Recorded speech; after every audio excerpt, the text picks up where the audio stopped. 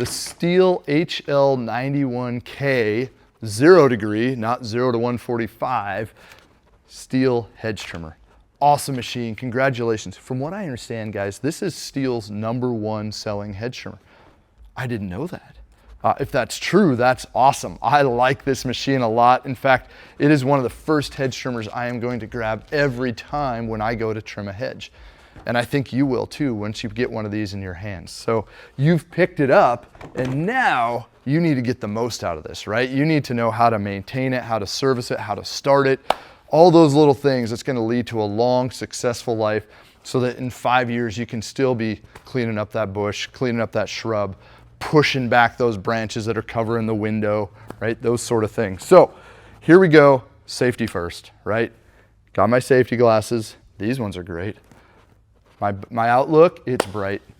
And then I have my ear protection, always wear ear protection. My watch tells me, right, if that noise is too loud for an extended period of time. And it's amazing how often my wrist goes off and says, hey, you should probably watch your hearing. And it's a true story. So protect those ears, something like this, and we're ready to go to work, okay? There's a whole lot of other safety stuff in this manual that you got. They're important things to know, like don't run this inside, keep your fingers away from the blades, the muffler's gonna be hot, all good things. Pay attention to it. Maintenance, maintenance, maintenance, maintenance. We're gonna have an air filter, a fuel filter, a spark plug, a spark arrestor, lubrication of the blades, lubrication of the gearbox. Really, that's our key maintenance items. And then as far as really preserving it and making it have good starting characteristics, it's gonna come down to fuel. So this is a 2-cycle, a mixed fuel machine, right? We're aware of that. We're taking, depending on the size of mixed bottle we buy, I like to use the small ones because I like to go through my fuel. I hate gas that gets 6, 8, 10 weeks old. The shelf life of gas is crap. Sorry for all of you people that make fuel to keep America running, but fuel life is not very long. And in our cars, where we get gas every week, it's not the end of the world, but in our lawnmowers and chainsaws and weed eaters and outboard motors, that fuel can sit for a long time and it starts causing problems. So, okay, you wanna mix your gas, great. I like to use a 1-gallon bottle here and 1-gallon can. I try to make sure I always buy ethanol-free fuel.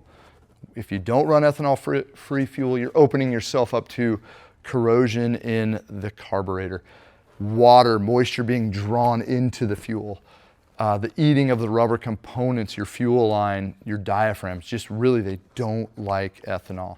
Ethanol is 10% around here, but in other parts of the country, it's 85%, E85, and that alcohol content in gas will just wreak havoc on small machines. So mixed fuel, always try to use ethanol free.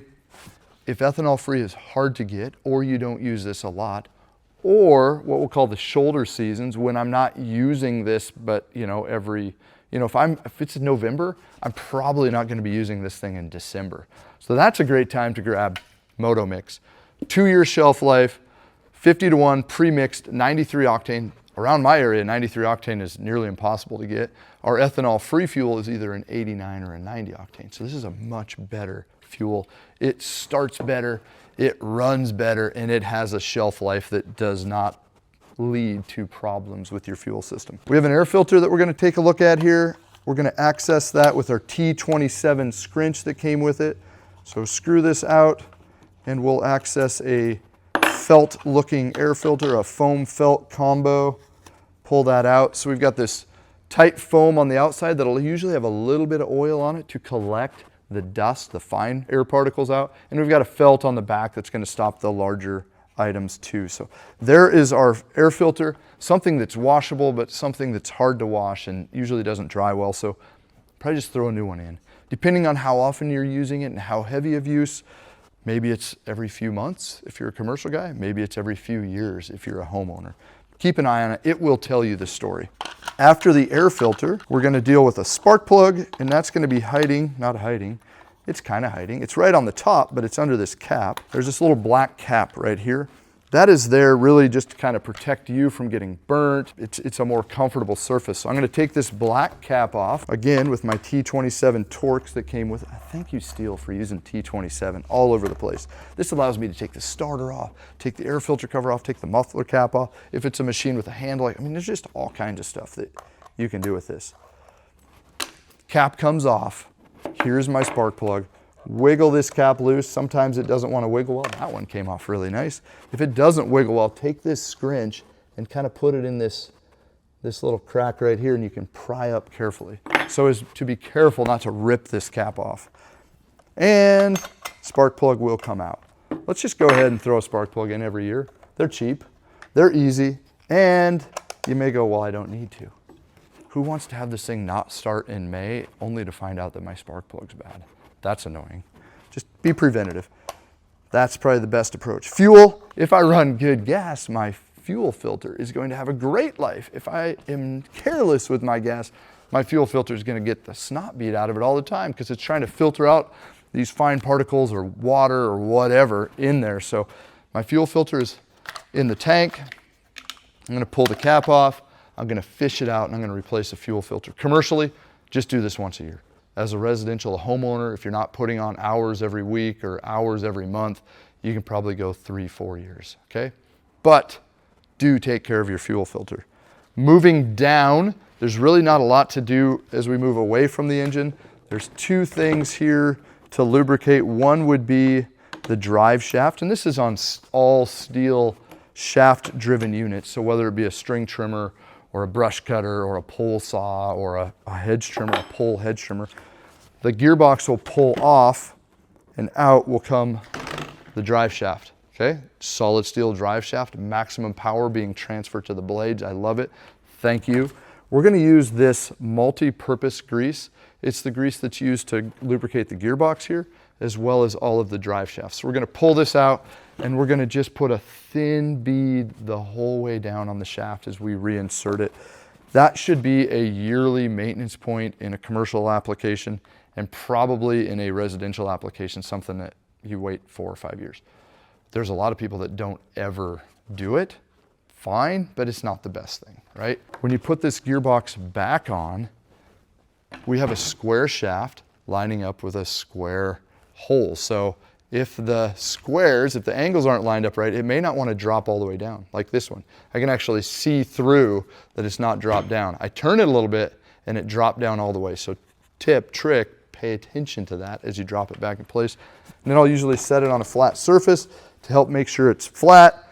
We have 2 screws here that hold the gearbox on. I'm gonna tighten one a little bit, and I'm gonna go to the other side and tighten that one a little bit, and then I'm gonna kind of hopscotch back and forth and tighten them up. Because if I tighten one side all the way and clamp the other side, I'm gonna actually potentially break this casting. So just back and forth on the tightening of these 2 screws, and that's gonna hold true with any gearbox attachment as we're putting it on.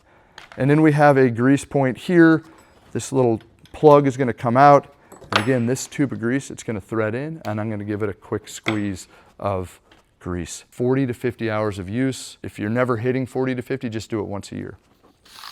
These blades, look at these things. Oh, precision, beautiful, hardened steel. They hold their edge so well, but they do need lubrication. Running dry will wear the blades out in the middle, and suddenly this scissors-like action, the blades aren't even hitting, so it may look sharp, but because they're not making contact, it's just tearing through. It's just crap, right? So lubrication of the blades is key.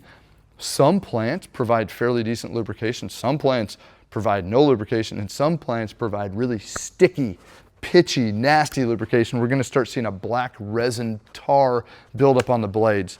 That's when I grab my steel resin remover and I'm gonna spray these blades down. I always spray before I start and when I'm done, and if I'm running through multiple tanks of gas, I'm doing it every tank of gas, right?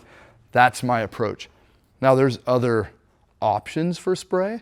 I can use a name brand, a WD-40 product or a Tri-Flow or something like that, but usually those aren't gonna cut the pitch. So keep an eye, if you start seeing black on your blades, you for sure need the steel resin remover. ultimately, just run this all the time. All right, let's fire it up. I'm gonna go ahead, put some fuel in, grab some Moto Mix here, just a bit. Okay, fuel is in. Primer is on the front of this machine, so the primer is right here. I'm gonna pump this 1, 2, 3, 4, 5. Fuel's not there yet. It's the first time priming it, gotta get the fuel in, usually 4 or 5 pumps. Then I'm gonna choke it, and that is going to be twisting up and pushing in. So now the choke is locked. Standard 2-stroke with the standard starter, so I do have to give this a good rip. Grip it and rip it. 1, 2. And as soon as it started, I squeezed the trigger. Let me put this choke back on. And it shut the choke off. And here's my stop. As you look at that stop, maybe you see this. What is this little thing, right? So this little dial is a throttle, a rev limiter per se. So it allows me to only pull the throttle so far. So I have that turned all the way back and I can barely pull the throttle.